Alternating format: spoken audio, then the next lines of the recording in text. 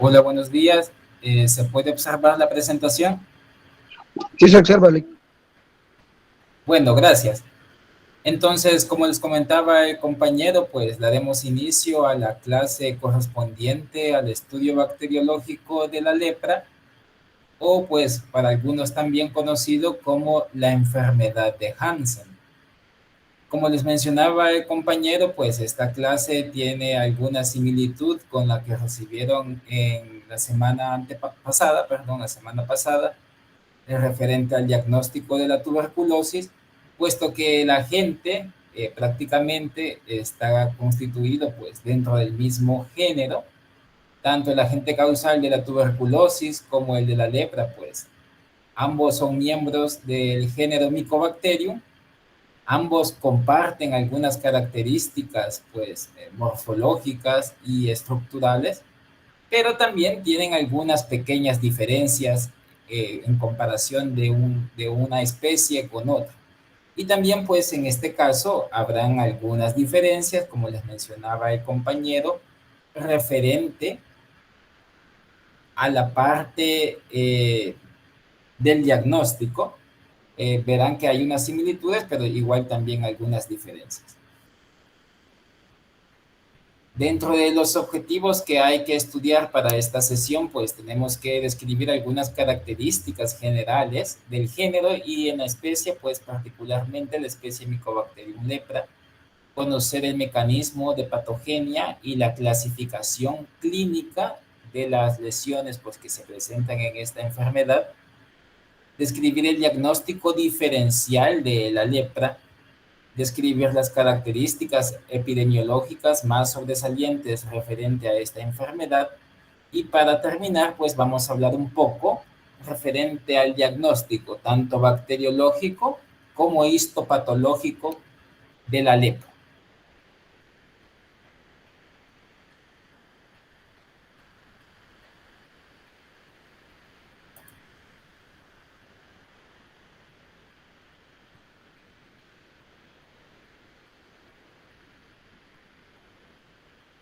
Antes de comenzar netamente con el tema, vamos a describir algunos aspectos históricos relevantes sobre esta enfermedad. Para algunos, pues ya es un poco conocido el término lepra, puesto que desde la historia en la antigüedad, pues se viene hablando mucho referente a este cuadro clínico. Obviamente no con el aspecto científico microbiológico con el que se maneja en nuestra actualidad, pero las primeras descripciones, al menos clínicas o físicas, se venían haciendo desde tiempos memorables en la historia. Entonces es una de las enfermedades que en textos sagrados como la Biblia, como los libros hindúes también, en el caso de, de aforismos griegos también, entonces se viene describiendo este cuadro clínico. Ya pues un filósofo famoso, Hipócrates, cerca del 360 al 430 antes de Cristo, ya en su escrito, como les decía, aforismo, ya citaba esta enfermedad. Claro, no con el término de lepra, o mucho menos con el término enfermedad de Hansen, sino con el término leontiasis. Esto por la manifestación física del que se le conoce en la actualidad con el nombre de facies leoninas.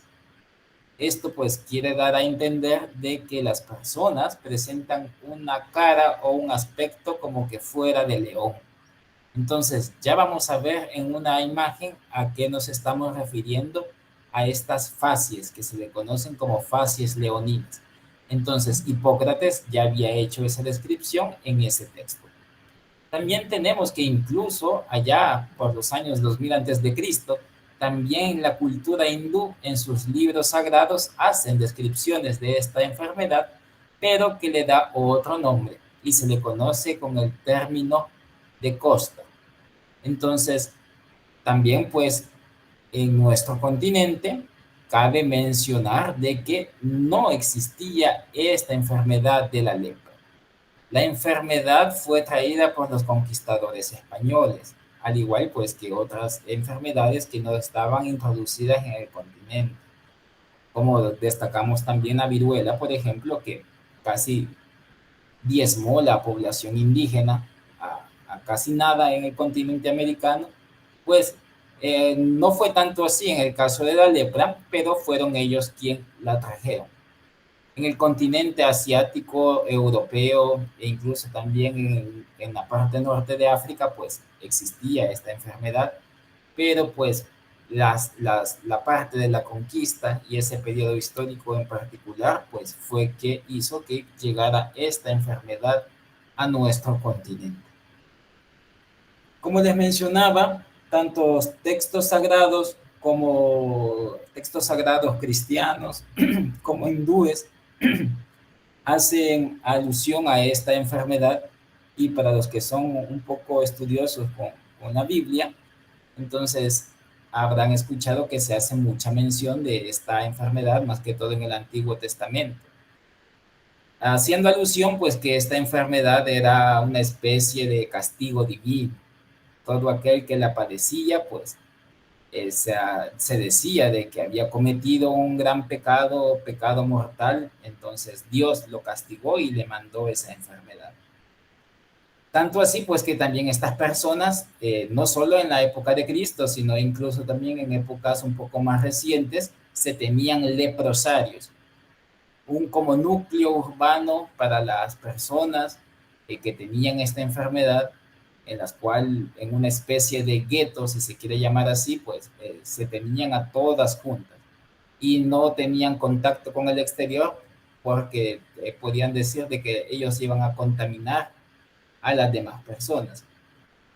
Dado a esto, pues, de que se le achacaba de que estaba relacionado con cuestiones religiosas y que era un castigo divino, pues, esta enfermedad, pues, ha sido como una enfermedad considerada como estigmatizante, ¿verdad?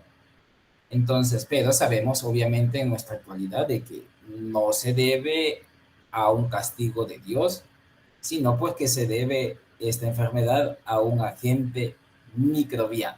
Entonces, y como tal, pues tiene cura. Lo ideal es pues que el diagnóstico se haga de la manera oportuna para poder evitar las secuelas que puede dejar esta enfermedad. A partir del siglo XIX se tiene lugar pues el conocimiento científico de esta enfermedad, en la que ya estos médicos alemanes hacen descripciones clínicas de la lepra, como lo es Danielsen y Boeck, en la cual hacen una clasificación preliminar en dos tipos de lepra. Una lepra que tiene manifestaciones nodulares, como lepra nodular, y una lepra anestésica, dando a entender pues que las lesiones que se causan en la piel, el paciente pues siente adormecida esa región, o mejor dicho, no tiene sensibilidad. Más que todo a esto pues se le conoce como una forma anestésica, y vamos a ver ya con la clasificación clínica actual en qué corresponde pues con estas partes que decía Danielsen y Boeck, si era una lepra nodular o una lepra anestésica. Siempre pues en el siglo XIX, ya casi a finales, este médico también alemán, Gerald Armauer Hansen, hace pues ya el descubrimiento etiológico de la enfermedad. Y ya pues le achaca que este padecimiento ya se debe a un agente microbiano, en particular pues vemos que es una bacteria, y se le denominó Mycobacterium lepra. Entonces este es el agente causal. Por este médico alemán es que la enfermedad pues se le conoce también como enfermedad de Hansen. Y como les mencionaba al inicio, pues se prefiere quizás de que por no estigmatizar a los pacientes y porque se escucha un poco feo llamarle a una persona leprosa por la connotación que tiene, es preferible mejor llamarle que es una persona que tiene enfermedad de Hansen. pues al igual también que otras enfermedades que son estigmatizantes, como el VIH, ¿verdad? Entonces, no es recomendado que nosotros le llamemos a esas personas despectivamente sidosos, ¿verdad? Se escucha demasiado feo y viniendo todavía de un profesional de la salud. Son pacientes seropositivos o pacientes que viven con el virus de VIH. Eso pues para que lo tengan en mente pues en su vida profesional y sepamos pues desenvolvernos adecuadamente y llamar a las cosas pues de la mejor manera. La taxonomía de esta enfermedad, de este agente etiológico, ya tal vez se les hace un poco conocida. Vemos que pertenece al filum de las actinobacterias, clase Actinobacterium, y al orden de los actinomicetales aeróbicos. Si ustedes se fijan acá, vemos en todo, tanto en el filum como en la clase, este prefijo actino. ¿Verdad? Este prefijo actino significa del griego como rayos de sol. Y micetes, ¿de qué se imaginan que viene este sufijo?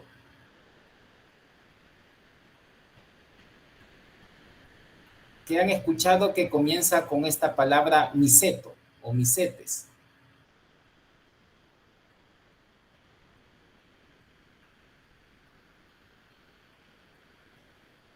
Relacionado con hongos. Relacionado con hongos, exacto. Entonces vemos, si unimos estas dos palabras, actino y micetes, pues nos haría pensar que serían como hongos dispuestos como rayos de sol. Entonces, esto lo que hace alusión es a dos situaciones al orden de los actinomicetales. Una situación es que se parece o pensaban antes los investigadores de que era un hongo y no una bacteria. Y que tiene esta característica de ser bacterias filamentosas.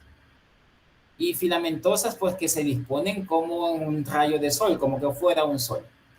Particularmente no tanto Mycobacterium tuberculosis o Mycobacterium lepra, sino tal vez son más otro tipo de actinomicetales, como lo puede ser Nocardia, lo puede ser Streptomyces, que ellos sí se nota más esa característica de ser bacterias filamentosas y radiadas.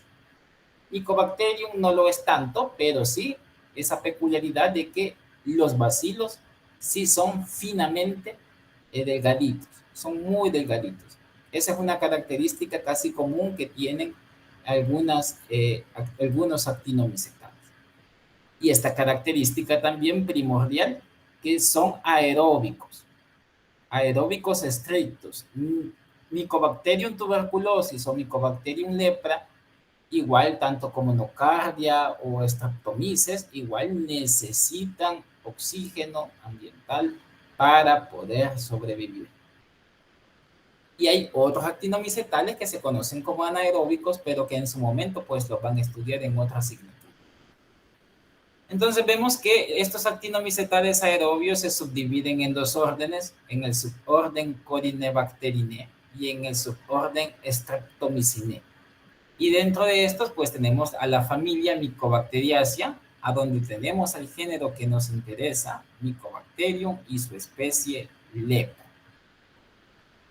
Y de importancia médica, pues sabemos que dentro del género Mycobacterium, pues están las otras especies, más que todo relacionadas al complejo Mycobacterium tuberculosis.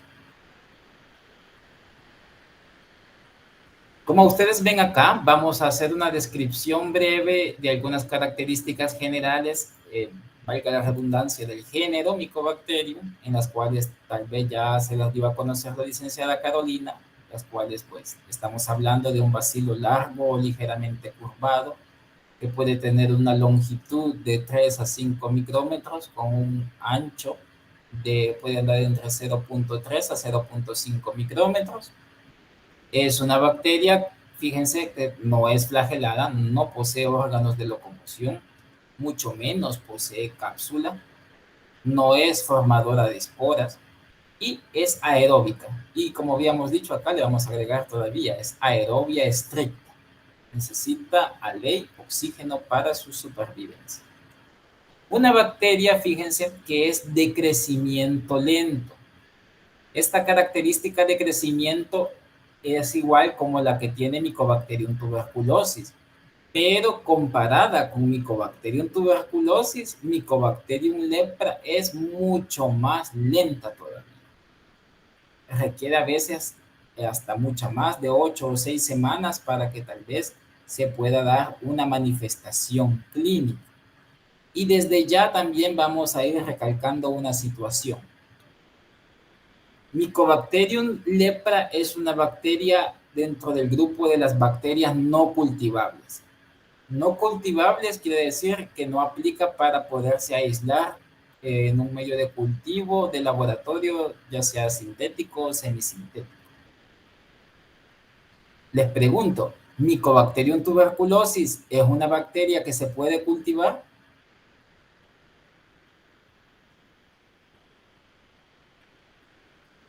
¿Qué se les mencionó en la clase pasada? ¿Se puede cultivar Mycobacterium tuberculosis?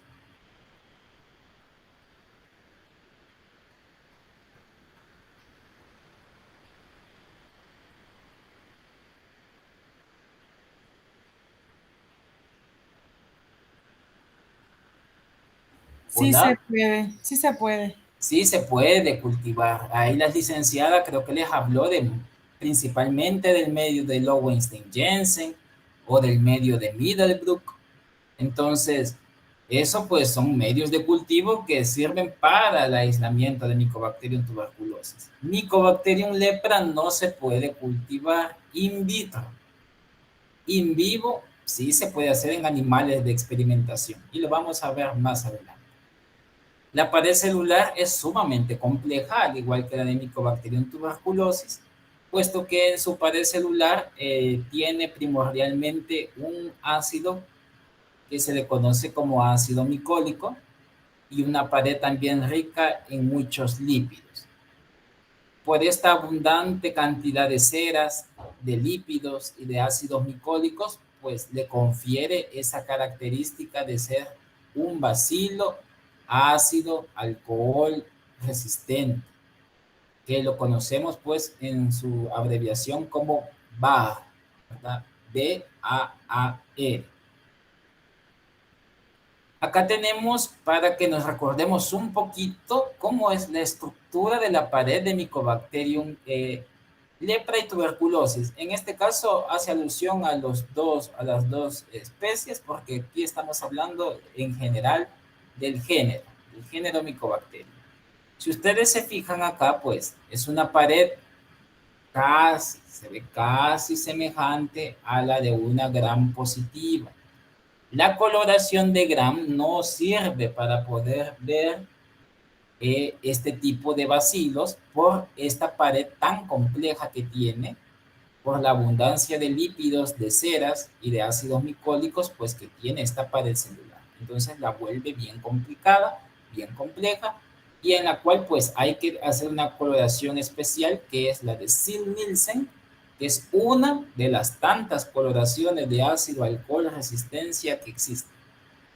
Entonces vemos acá todos esos componentes, vemos acá los lípidos externos, ¿verdad? Que pueden estar aquí incluso, los ácidos micólicos o algún tipo de cera. Tenemos también aquí en la parte más externa las cadenas ya más largas de ácidos micólicos también. Tenemos un tipo de polisacárido, acá como lo es el arabinogalactano, ¿verdad? Que a veces se ocupa mucho para algunas pruebas de detección de antígenos, o también como es el lipoarabinomanano que vemos acá. Vemos acá que la capita pues, de peptidoglicano no es tan gruesa en comparación como es la capa quizás de lípidos, de ácidos micólicos y de ceras pues, que se tiene en el exterior. Y aquí ya en el fondo pues la membrana citoplasmática. Entonces ahí ustedes pueden establecer, los invito, como les queda este material, pues fíjense cuáles son las diferencias que hay entre la pared celular de una bacteria gram positiva, de una gram negativa, y hoy le añaden esta pared y noten pues qué es lo que tienen en común y qué es lo que hay de diferente.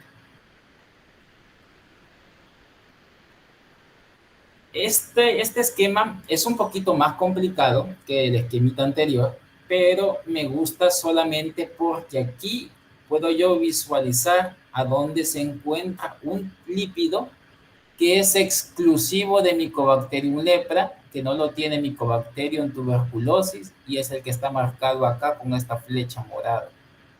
Es este glicolípido o glucolípido fenólico 1. Entonces, este lípido en particular no está presente en Mycobacterium tuberculosis y como vemos acá esquematizado, pues se encuentra en la parte pues más externa de la pared celular. Aquí van a hacer caso omiso a esta palabra que dice cápsula, ¿verdad? Porque no es una cápsula en realidad, sino es aquí una región como menos electrodensa cuando se hace en la microscopía electrónica.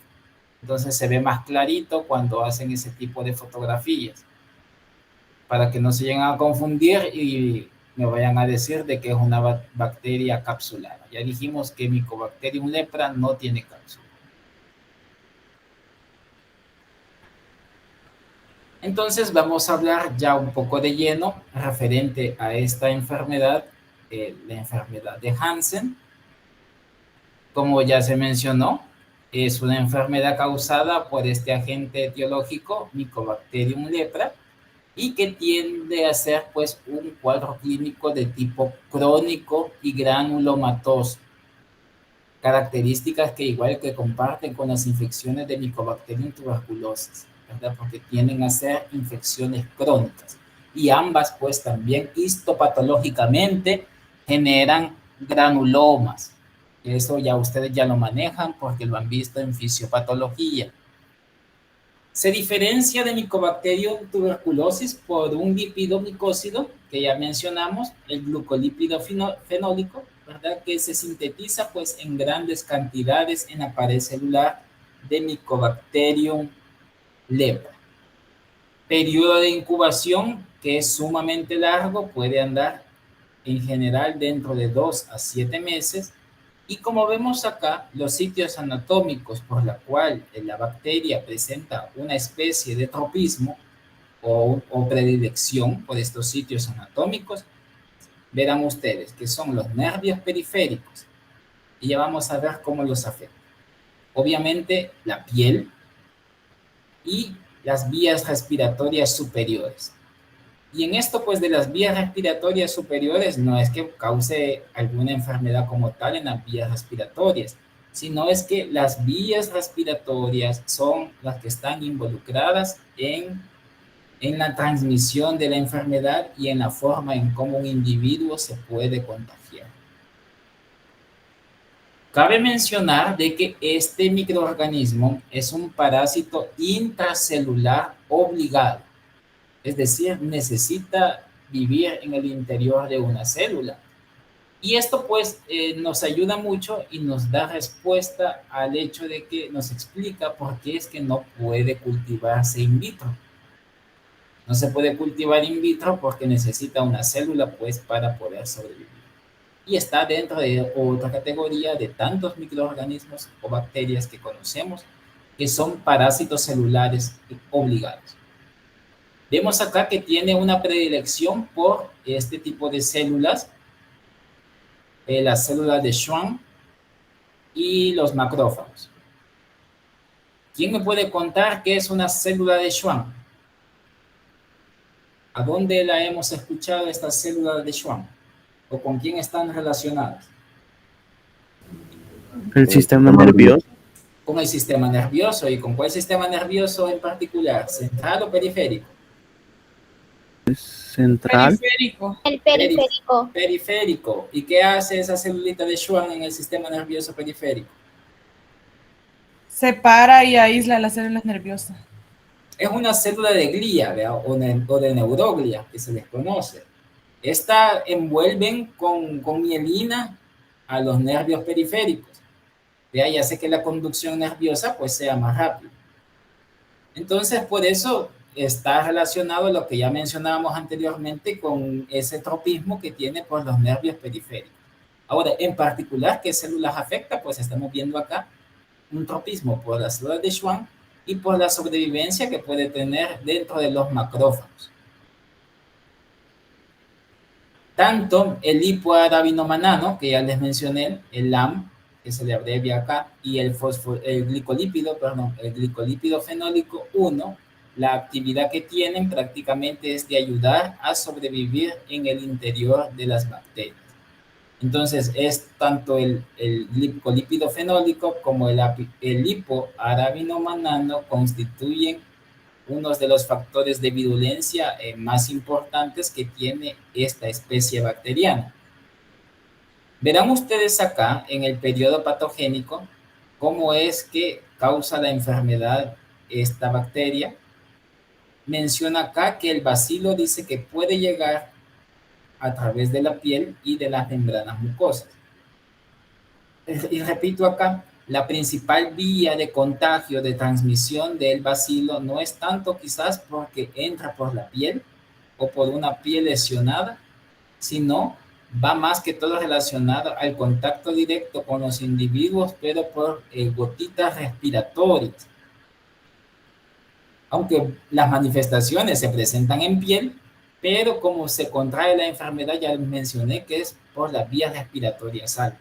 Y el paciente también, si está en un periodo infectivo, entonces él está expeliendo al bacilito también por gotitas, ¿verdad?, respiratorias.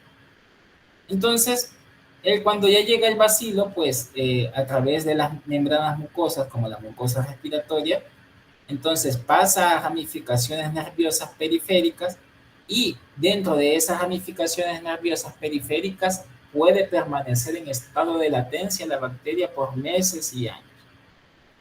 En el peor de los casos, puede subir a troncos nerviosos mayores, ¿verdad? Y aparecer signos neurológicos, ¿verdad?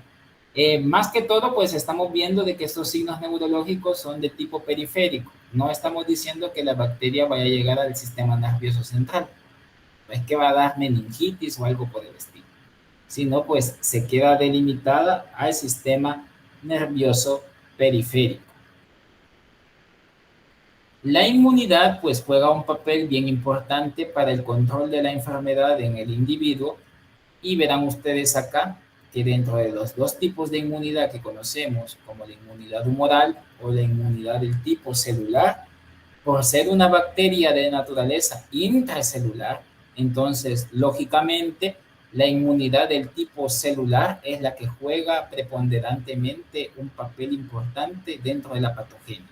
Entonces, los linfocitos T son los que van a mediar este tipo de inmunidad y controlar en alguna manera, que la enfermedad no se propague.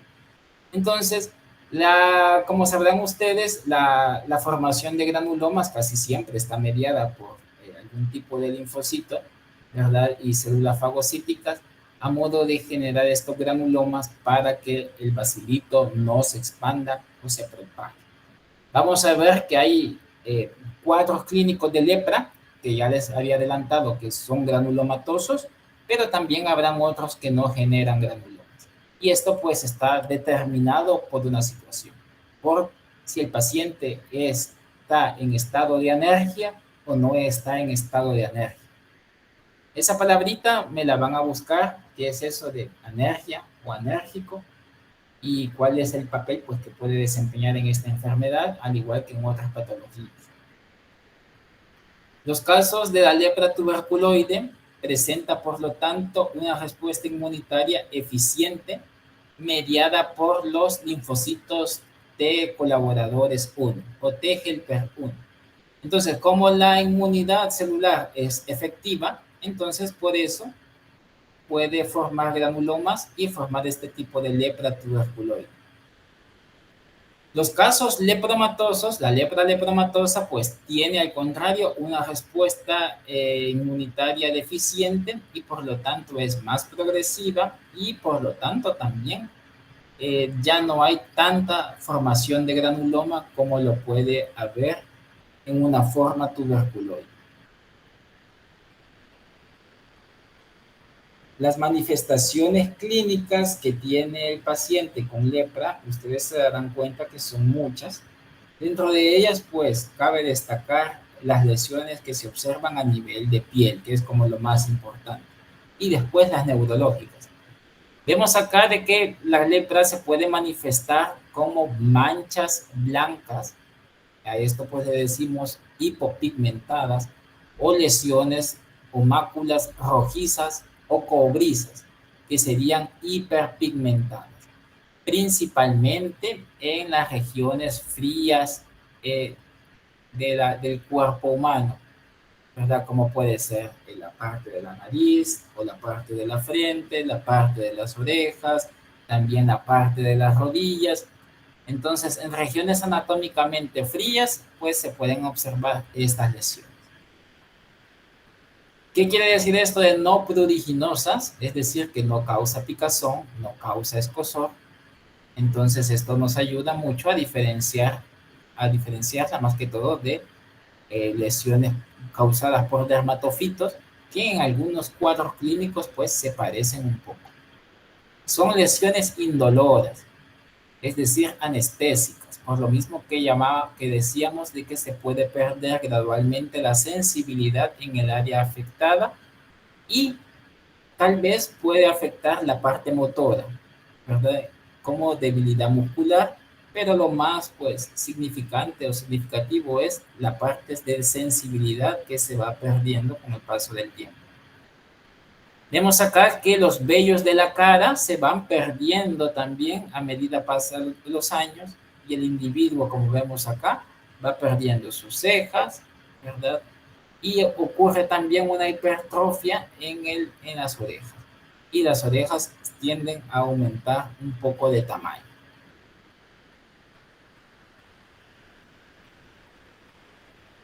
Como uno de los objetivos nos pide de que hay que hacer una clasificación clínica de la lepra, entonces vamos a ver en cuántas categorías pues se logra clasificar de manera clínica, es decir, con base a signos y síntomas. Tenemos la primera, que es la lepra indeterminada, cuyo inicio pues no es sistémico, ¿verdad? Es quizás la lepra más frecuente de inicio clínico y solo afecta a los nervios y la piel pues presenta muy pocos bacilos o escasamente son eliminados por el paciente. Aquí siempre aplicamos también el término paucibacilar o multibacilar. Pauci quiere decir poco, entonces pocos bacilos. Y multibacilar quiere decir muchos bacilos.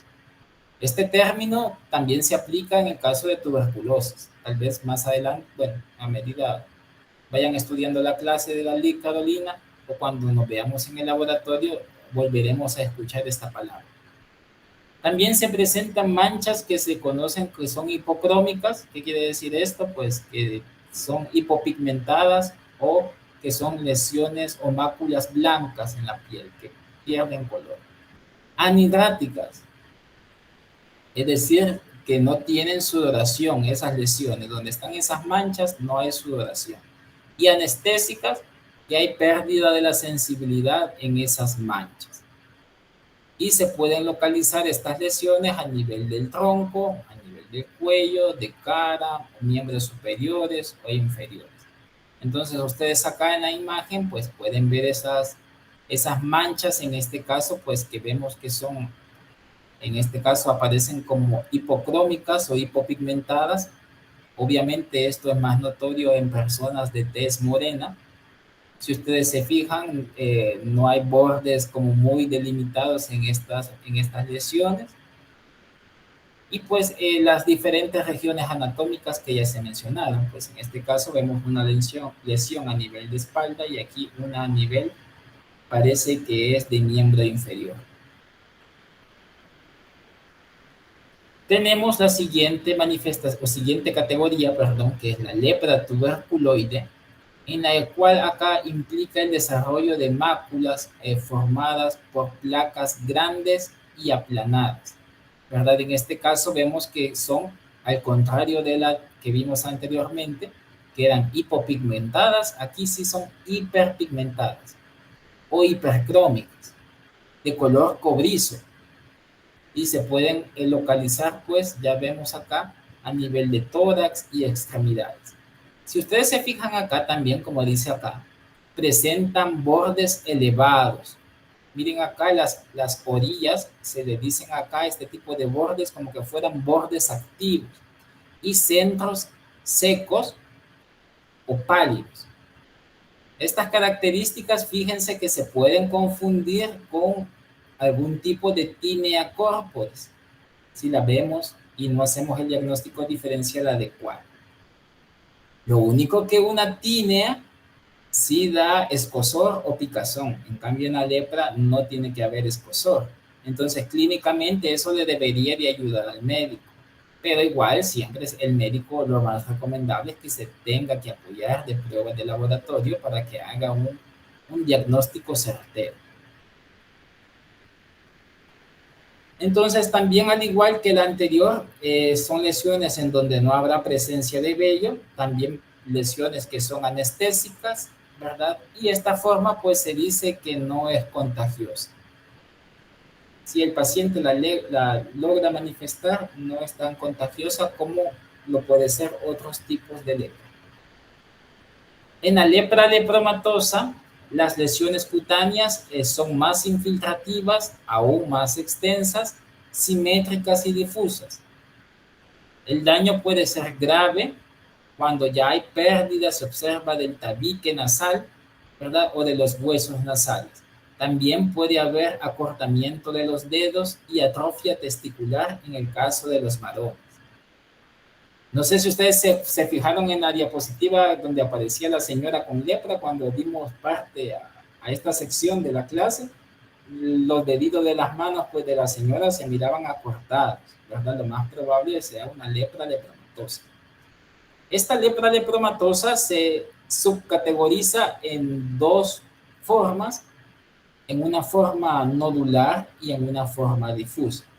La forma nodular, pues veremos acá que hay un engrosamiento de la piel, al igual que en la que se vio en la difusa, que puede haber, en la indeterminada, perdón, puede haber caída de las cejas, pestañas, también hipertrofia o aumento de tamaño en las orejas, ¿verdad? Pero aquí ya hay presencia de nódulos, a los cuales se les denomina también lepromas, a la formación de esos nódulos cutáneos.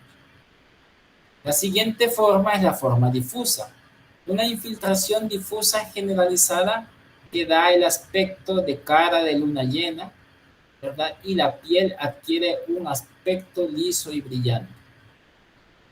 Entonces, para que entendamos eso, pues tenemos estas imágenes de lepra lepromatosa del tipo nodular. Se observa muy bien, pues, la presencia infiltrativa y nodular que se está dando en este caso en este paciente a nivel de la cara, en frente, en nariz, ¿verdad? En toda la región nasogeniana. Igual también vemos acá en este individuo la formación de esos nódulos o de esos lepromas, como les mencioné anteriormente. En cambio, vean esta lepra lepromatosa difusa que hay acá. Se ve que hay pérdida total del vello facial. Se ha perdido casi la totalidad de las cejas, ¿verdad? Incluso hasta de las pestañas se pueden perder. Y vemos pues ese aspecto liso que presenta la piel y por eso dicen esa cara en luna llena. Y vemos acá también otra característica que en este paciente pues ya se está perdiendo el tabique nasal, la destrucción del tabique nasal.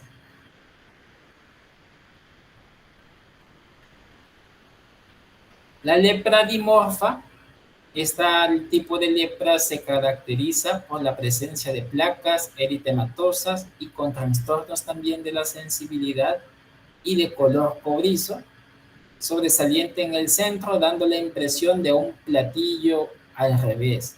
Entonces, si ustedes ven acá, casi los bordes activos están más que todo en el centro, más que en la periferia.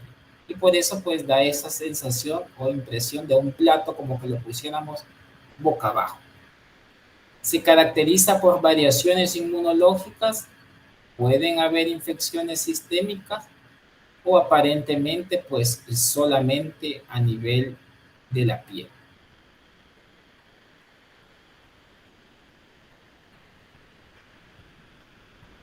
Referente a la epidemiología de esta enfermedad, vamos a ver que se cree pues que está implicado en la diseminación, digamos así, del bacilo en el ambiente a través de un reservorio animal. Y el principal lo presentan, pues el primer principal reservorio obviamente tiene que ser el humano, ¿verdad? Porque nosotros desarrollamos la enfermedad, pero a la vez nos podemos convertir en reservorio y propagar a otros seres humanos la enfermedad. Y también los armadillos de 9 bandas, ¿verdad? Que nosotros en nuestro ambiente lo conocemos como cuzucos. No sé en realidad si nosotros en nuestro medio en El Salvador habrá armadillos o cuzucos de 9 bandas. Estas bandas son las que aparecen en el lomo del animal. Donde sí tenemos nociones es que sí hay este tipo de armadillo en Estados Unidos, en las regiones fronterizas de México con Texas. Entonces ahí se han descrito que hay este tipo de armadillos y que ya han hecho control de ellos y han visto de que efectivamente algunos de estos se encuentran infectados con Mycobacterium leprae. Entonces, todavía, fíjense, no está todavía tan claro si realmente un armadillo puede contagiar a un humano. Eso todavía está en veremos. Esperamos tal vez dentro de algunos años tengamos información más actualizada, pero de lo que sí sabemos es que puede servir como reservorio del bacilo. Entre factores que pueden predisponer a la infección por Mycobacterium leprae están el hacinamiento, la insalubridad y la malnutrición. El periodo de incubación aquí también si ustedes lo comparan con aquello que mencionábamos en meses, también puede variar incluso a años. Como les mencionaba, el periodo pues puede ser muy amplio, más todavía que lo que es el Mycobacterium tuberculosis. La transmisión de este patógeno, ya habíamos dicho, que se da por la generación de pequeñas gotitas respiratorias, ¿verdad? Secreciones nasales. Entonces, esta es la primordial, esta es la más estudiada, en comparación tal vez como lo puede ser que suelos contaminados y vectores que también todavía no está muy bien estudiado si hay implicación vectorial en la transmisión de la enfermedad. Así que nos vamos a quedar más que todo con este tipo de transmisión para fines de evaluación, ¿verdad? Que es la por vías aéreas, se adquiere por las vías aéreas, por la vía respiratoria, por la inhalación de esas secreciones nasales que estén contaminadas con el bacilito. La infectividad es baja y se necesita un contacto estrecho con el infectado, ¿verdad? Es decir, por eso el hacinamiento juega un papel importante en esta transmisión de esta enfermedad, ¿verdad? Porque se necesita prácticamente que el paciente enfermo esté en contacto íntimo o estrecho con otro paciente. Entonces, por eso, al igual también como en la tuberculosis, cuando hay un paciente en un núcleo familiar que tiene una enfermedad como la lepra, una enfermedad de Hansen o la tuberculosis, pues se monitorea no solo al individuo, sino a todo el núcleo familiar y a las personas que están en estrecho contacto con esa persona.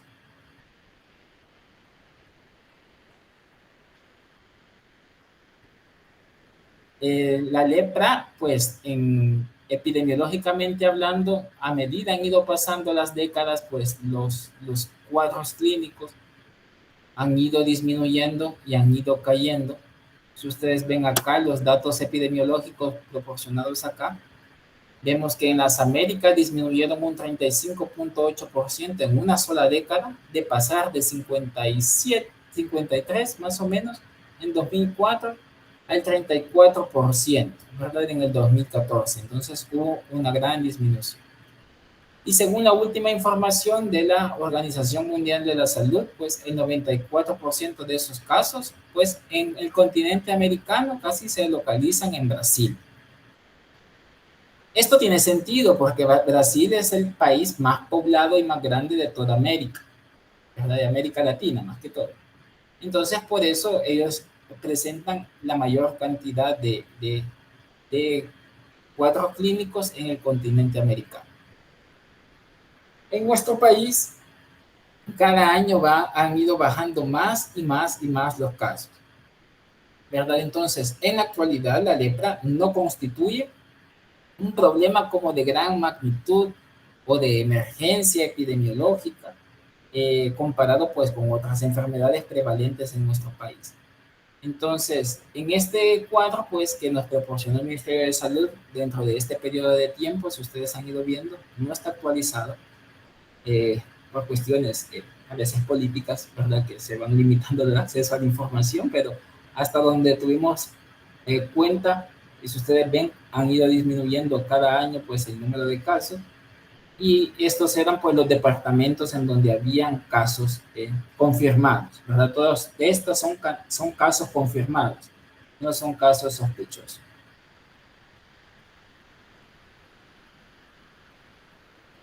Entonces, veremos acá ya, vamos a entrar de lleno a la parte del diagnóstico microbiológico, en donde nosotros hacemos un papel importante para el diagnóstico de la enfermedad de Hansen. Y hay un diagnóstico que pues es el bacteriológico, que es el que nos compete, que consiste en observar a los bacilos de Mycobacterium lepra, los cuales pues se tienen que teñir con una coloración de Ziehl-Neelsen modificada por ser un bacilo ácido alcohol resistente. Entonces, esta coloración de Ziehl-Neelsen no es... Se parecen algunas cosas con la coloración que les mencionó la licenciada Carolina, pero ya vamos a ver o detectar las variantes que tiene. Por eso se llama modificada. Entonces, el diagnóstico se hace a través de las baciloscopías coloreadas por este método de Ziehl-Neelsen modificado, en el cual pues el fenol que se le añade a la fuchina, por eso se llama fuchina fenicada, ¿verdad? Porque lleva fenol, facilita la entrada del colorante y este interactúa con los ácidos micólicos de la pared bacteriana para formar un complejo. Se deben de observar 100 campos microscópicos y reportar pues el índice tanto bacteriológico como el índice morfológico. Ya esto pues nos orienta también a que el reporte ya no es tan similar al de la tuberculosis, sino ya le añadimos, aparte de un índice bacteriológico, le vamos a añadir una observación morfológica. Las muestras que se necesitan para el diagnóstico de esta enfermedad son 3 tipos de muestra. La primera es la linfa, la segunda es el raspado de la mucosa nasal y el tercero es las lesiones que llega a presentar el paciente a nivel de piel. Entonces, ¿cómo se obtiene a partir del lóbulo de la oreja? Lo que se recomienda es que se tenga a la mano una pinza hemostática, ¿verdad?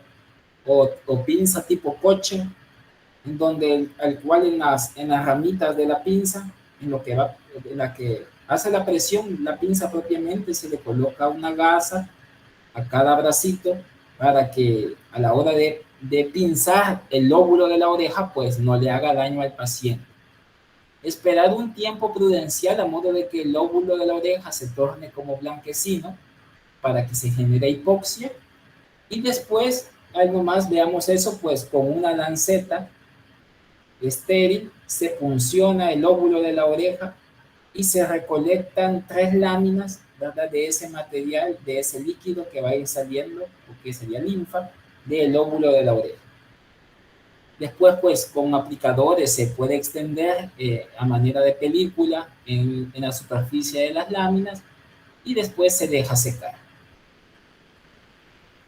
Después tenemos que la muestra se tiene que tomar de las fosas nasales y esta pues se realiza con hisopo y se hace pues un movimientos circulares en las fosas nasales, pero tanto en la parte más externa como en la parte más profunda, ¿verdad? A modo como, digamos, una especie de raspado, pero hecha con un hisopo. Entonces, con el material que se colecta de ese hisopado, igual se tiene que elaborar 3 frotis y pues se deja secar el material y después se fija con calor, al igual que lo que se hizo acá con la linfas.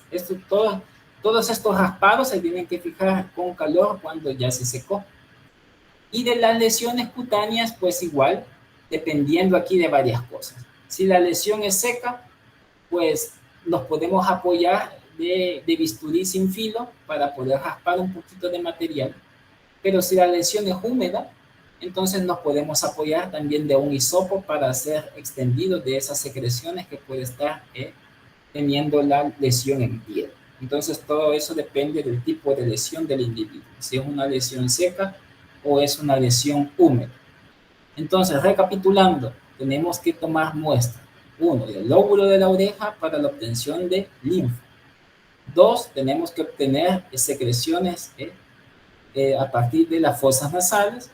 Y la tercera, material de las lesiones cutáneas. Repito, ambos materiales pues se tienen que dejar secar y ya cuando están secos pues se procede a hacer un fijado con calor. Después de que ya se secó ese material de las láminas, procede a la coloración de Zinn-Nielsen modificado, en el cual se debe de cubrir la lámina con fuchsina fenicada durante 30 minutos a temperatura ambiente. Se lava con agua de chorro después de que pasa el tiempo. Se lava con alcohol ácido hasta que la película se torne amarilla. Después se vuelve a realizar otro lavado y después se coloca el colorante de contraste azul de metileno, ¿verdad? A cubrirlo, pues, las láminas y dejarlo por un tiempo de 30 segundos. Y después se lava con agua de chorro y se deja secar. Si ustedes ven acá, tenemos los tres colorantes, bueno, todos los reactivos, perdón, de la coloración de Zinn-Nielsen con la que se hace para el diagnóstico de tuberculosis. Tenemos fuchsina fenicada, tenemos alcohol ácido y tenemos azul de metileno. ¿Qué pueden notar ustedes que cambia de la técnica que se hace para la tuberculosis? ¿Qué notan acá ustedes de diferente con la técnica que ya se les presentó en la clase anterior?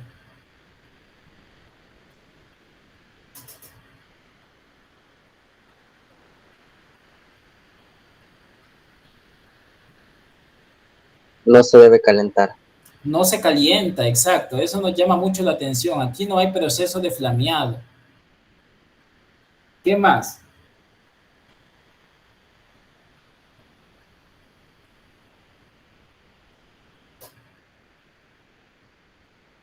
El tiempo de los colorantes. El tiempo de los colorantes. Si usted se fija, la fuchsina aquí se deja 30 minutos. En la baciloscopía para tuberculosis, ¿cuánto tiempo se deja?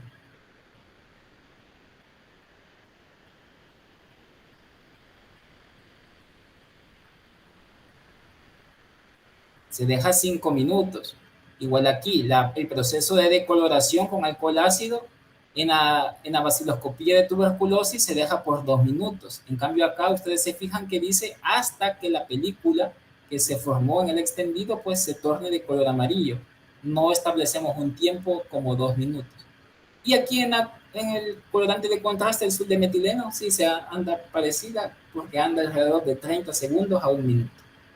Entonces, al igual que en la baciloscopía para TB, lo que pretendemos buscar es microorganismos o bacilos ácido alcohol resistentes, los cuales se van a tornar de color rojo, y los demás elementos celulares que estén presentes y que no son ácido alcohol resistentes, pues obviamente se van a teñir por el colorante de contraste, que sería de color azul.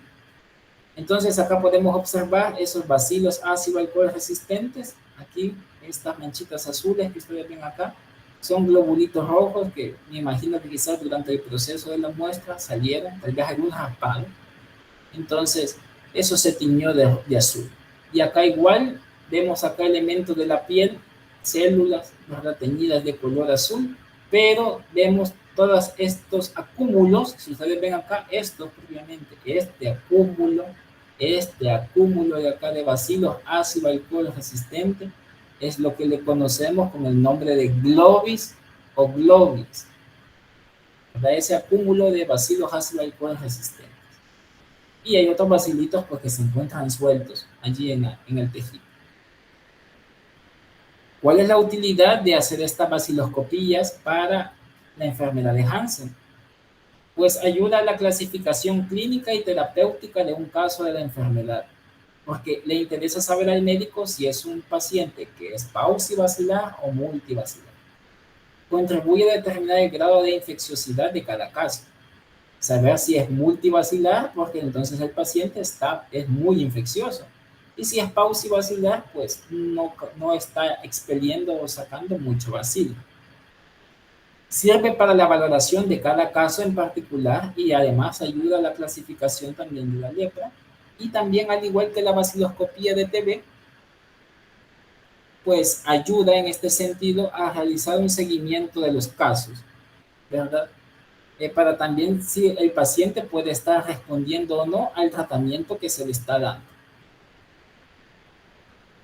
Hay que tener en mente que hay muchas manifestaciones clínicas o cuadros clínicos en piel que pueden semejar algún tipo de lepra, ¿verdad? Entonces, ya esto le compete en realidad al profesional médico, al dermatólogo en particular, y pues establecer estos diagnósticos diferenciales, ¿verdad? Nosotros como profesionales de laboratorio, en cierta medida también tenemos que aprender a reconocer cómo se deben de ver esas lesiones y pues porque nosotros le podemos recomendar al médico algún tipo de estudio extra que se le puede añadir a lo que él tal vez puede estar sospechando y pues contribuir en el proceso diagnóstico del paciente.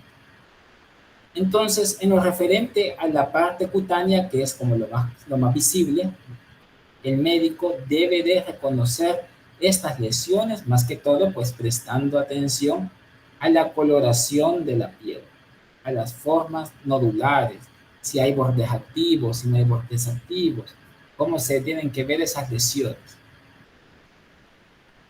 Las lesiones cutáneas con disminución o pérdida de pigmento que presentan este tipo de máculas que pueden estar presentes en un paciente leproso deben diferenciarse principalmente de estos cuadros clínicos.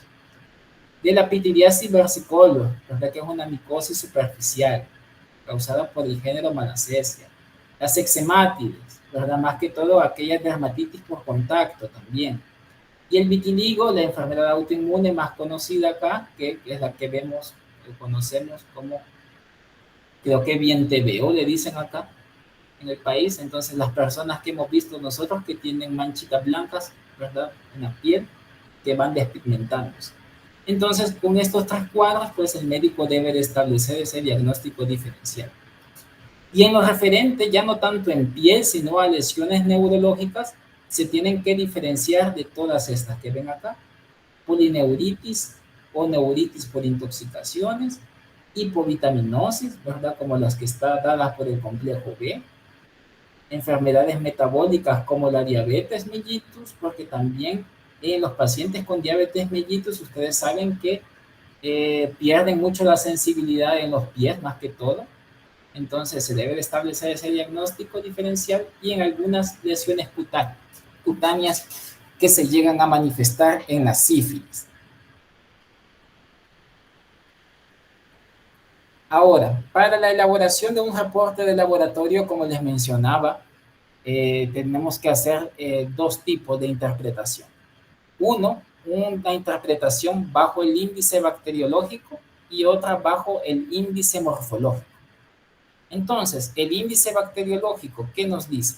Este indica la cantidad de bacilos encontrados en una preparación de material del paciente que varía de bacilos leprosos.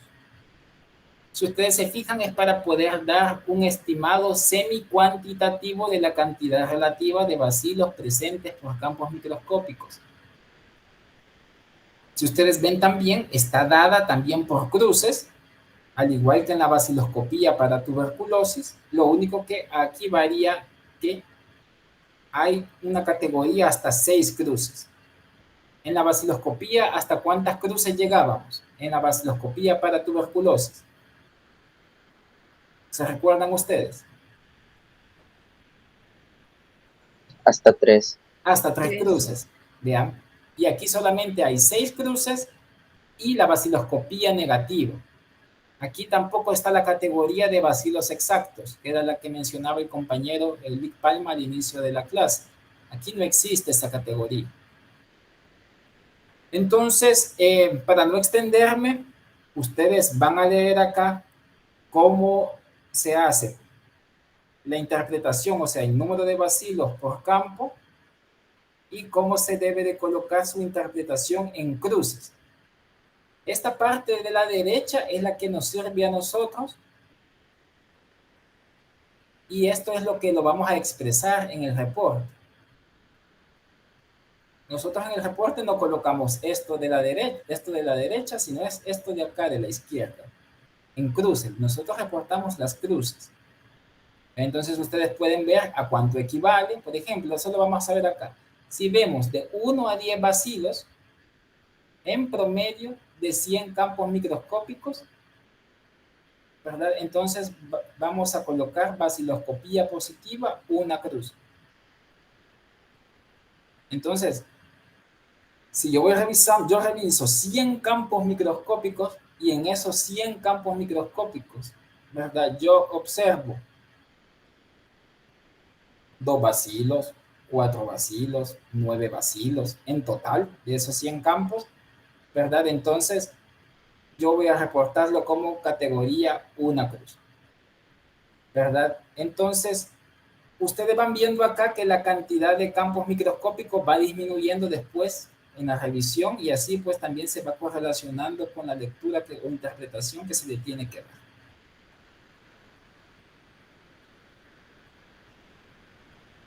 Y la parte del índice morfológico es lo que indica acá, indica que hay que reportar la forma del bacilo. Entonces nosotros clasificamos esta forma del bacilo en sólidos, en fragmentados y en granulosos. Entonces, y se identifica y refleja el porcentaje de bacilos encontrados pues del 0 al 100%. ¿Para qué sirve esto en reportar este índice morfológico? Índice morfológico. Sirve para saber que si los bacilos están vivos o viables, entonces ellos se ven sólidos, es decir, uniformemente teñidos, es decir, todo el cuerpo del bacilo se ve netamente rojizo. Si se encuentran fragmentados, es decir, como cortaditos, con espacios blancos en el interior, ¿verdad? O totalmente fragmentados o puntiformes, entonces ya son granulosos. Entonces, tanto los bacilos que se clasifiquen como fragmentados o que se clasifiquen como granulosos, se consideran que ya están muertos. Y los únicos viables o transmisibles, pues, son estos que son sólidos.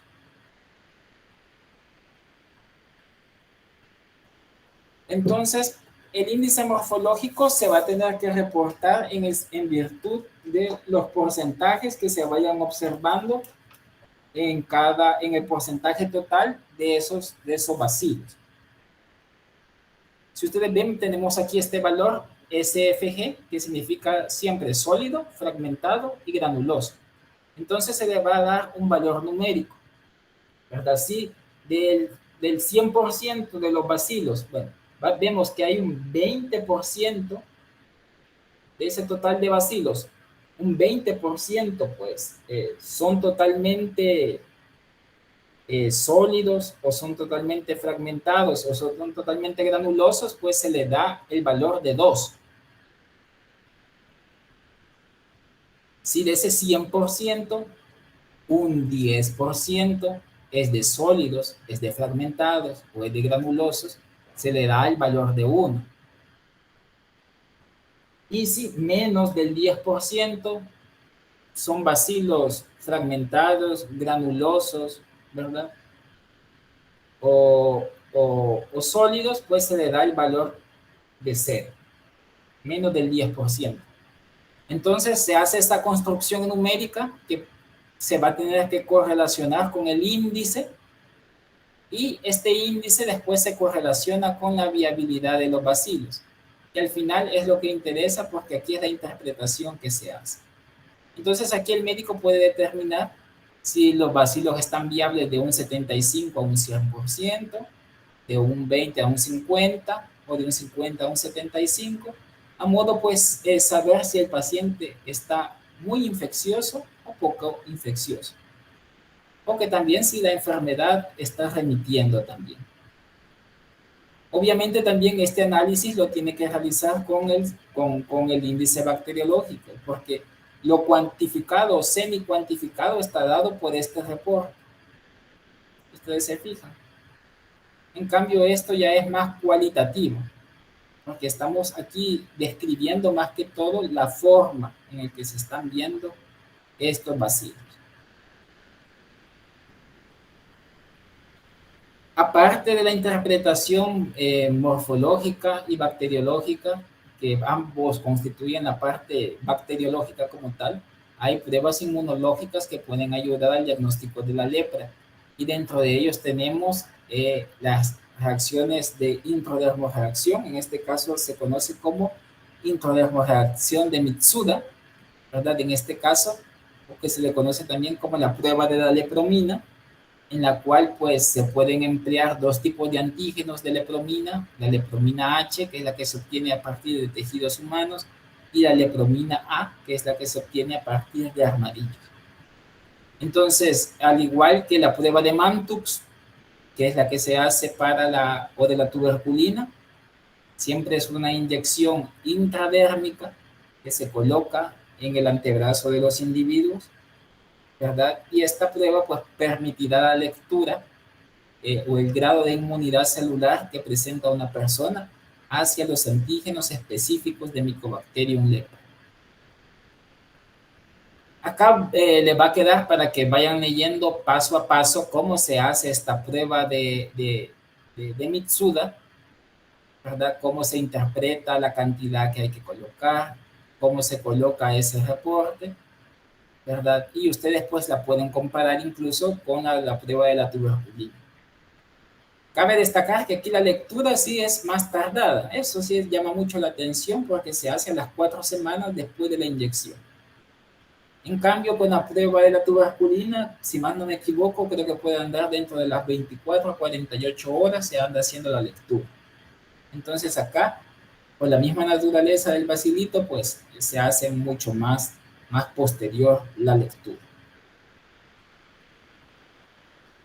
Aparte de este diagnóstico que podemos decir que en cierta medida es inmunológico, está el histopatológico, y este pues obviamente lo hace únicamente el médico patólogo, y en este pues el médico debe de apoyarse por medio de dos tipos de biopsias de lesiones de la piel, que pueden ser biopsias en sacabocado, por ejemplo, o pueden ser biopsias del tejido nervioso también, mucho más invasivas y dolorosas. Entonces, este procedimiento debe de ser realizado obviamente por el personal médico calificado. En este caso, pues ya mencionamos, el dermatólogo o el patólogo puede tomar la muestra, pero quien hace la interpretación de los cortes histológicos es únicamente el médico patólogo. Entonces, para poder evidenciar la presencia de esos bacilos ácido alcohol resistentes, se debe de hacer una cloración de ácido de resistencia, pero ya no de Zell-Nielsen, porque aquí ya se está trabajando con tejido. Entonces, se hace esta tinción de fitefaraco, que es una tinción modificada de la técnica de Zell-Nielsen también. Y se busca, pues, mirar los bacilos ácido alcohol resistentes, y en alguna manera también el médico patólogo siempre debe de analizar el tipo de infiltrado que acompaña la presencia de esos bacilos. Les queda acá también para que puedan ver cómo se hace paso a paso. No sé si en algún laboratorio de fisiopatología han visto cómo se hace por lo menos la coloración básica de hematoxilina eosina, o tal vez se las han enseñado en algún material o algo. Si ustedes ven, se parece mucho porque es una coloración, esta es una coloración histopatológica. Y ven ustedes que siempre tiene que haber un procesamiento de que se tiene que parafinar, después se desparafina, se debe de colocar bajo concentraciones de alcoholes, etcétera, ¿verdad? Procesos de aclaramiento, hasta el último paso que es el montaje en resina, ¿verdad? Ya sea con bálsamo del Canadá o con Permount, que es casi lo último que se está haciendo ahorita. Entonces, pueden ellos establecer ustedes, por lo menos acá, los colorantes más básicos. Si ustedes ven, hay una siempre carbonfuchina, una solución alcohol ácida al 1%, ¿verdad? Y una coloración de amarillo de metanilo. Entonces, colorante primario, decolorante y colorante secundario, para que vean ustedes ahí. Y después los resultados, siempre los bacilitos tienen que verse rojos, ¿verdad? En los núcleos de las células, no estamos hablando de los núcleos de las bacterias, porque las bacterias no tienen núcleo, entonces son núcleos de color cafés. Y puede verse también un fondo de contraste amarillo por el amarillo de metanilo, que está presente en la coloración de Phytopharaco. Entonces, también les va a quedar esto para que vayan leyendo con detenimiento qué son esas células que van acompañando a cada tipo de lepra. Porque les digo, no solamente el patólogo quiere buscar, hay bacilos y no hay bacilos.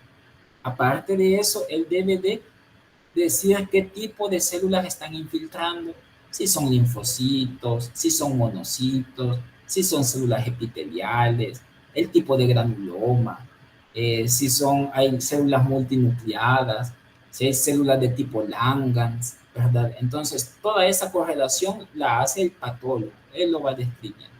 Entonces, ustedes pueden ir detenidamente, ver cada una de las células que pueden estar presentes en cada tipo de lepra bajo el estudio histopatológico. Y acá, este cuadrito les va a quedar para que tengan un resumen de lo que hemos hablado, ¿verdad?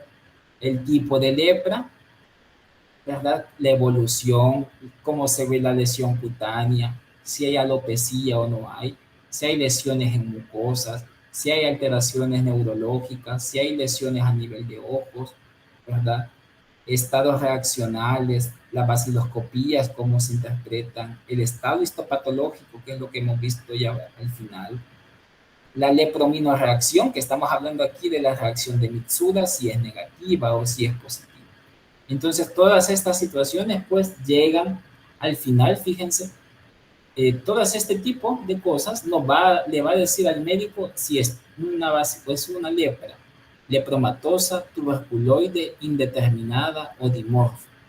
Entonces, no solamente es lo clínico, sino se va amarrando con cuestiones histopatológicas, microbiológicas, inmunológicas, para poder decir qué tipo de lepra es la que tiene el paciente. No sé si tienen alguna duda respecto a lo que he mencionado.